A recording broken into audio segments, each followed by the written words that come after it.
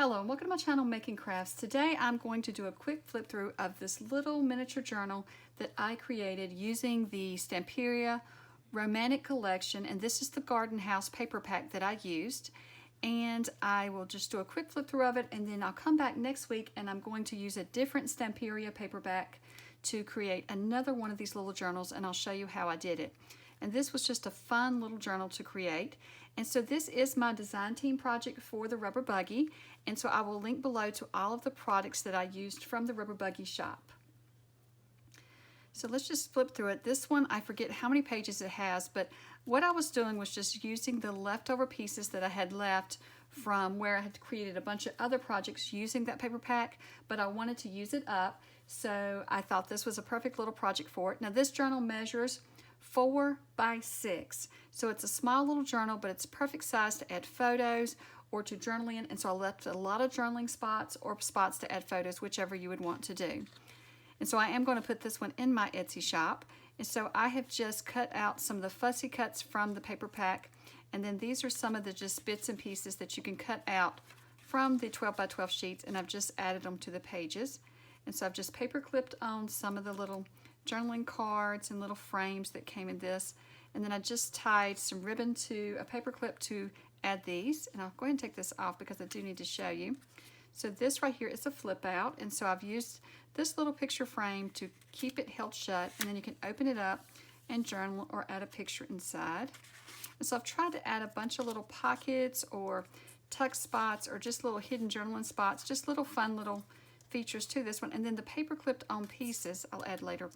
Those pieces will be great to, you can write on them and add them to your page, glue them onto your page. You can make your own pockets or tuck spots if you wanted to. So it gives you more that you can do with your journal. And so here's a pocket, and I have a fussy cut of the flower here, and then I have one of the little journaling cards. And then I've made just a little pocket here. And then right here we have a little flip up spot, and I've just tucked some of the journaling cards from the kit in there, or the paper pack, excuse me, in there. And so you could keep those there, or you could just add a photo and remove those, and then you can write on that. And then here's another little frame from the paper pack. And this was in the paper clip on this side. And I love that piece of paper, so I didn't cover it up with anything. So this is a little envelope, and so I've added a pocket on it using the wording from the paper pack, and I've added some little flowers. And then here I have a journaling card that I've created using paper from the kit, from the pack. And then I've created a little tuck spot with this picture frame. So this is a little hidden paper clip, and it's holding these little frame pieces onto the page and another journaling card onto the page. I used this word art that was in the paper collection to create a belly band, and then I've just made a little journaling card to tuck in there. And then I made some little flowers to go on it. And since this was a garden house collection, there's lots of different flowers. So I've decided to add different color flowers and different style flowers throughout the little journal. I love this page, so I left it plain. I love all the pages, but you couldn't cover them all up, and I couldn't leave them all plain, so I've just tried to leave them where you can still see the pages. There's a little tuck spot that I've added there and a little flower. And then another one of the pages, and this is just another little clipped on frame here, and one here as well.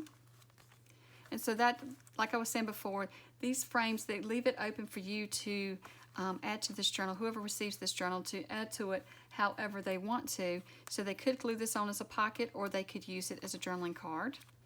So there's another little tuck spot, and you could add a lot more into that tuck spot. And then we're here with another frame that's clipped on, and one on the back there. I love this flower. And so then here's another tuck spot using one of the little journaling cards. And so I've just added some cards there, and then the back, and I've just added some lace to the back.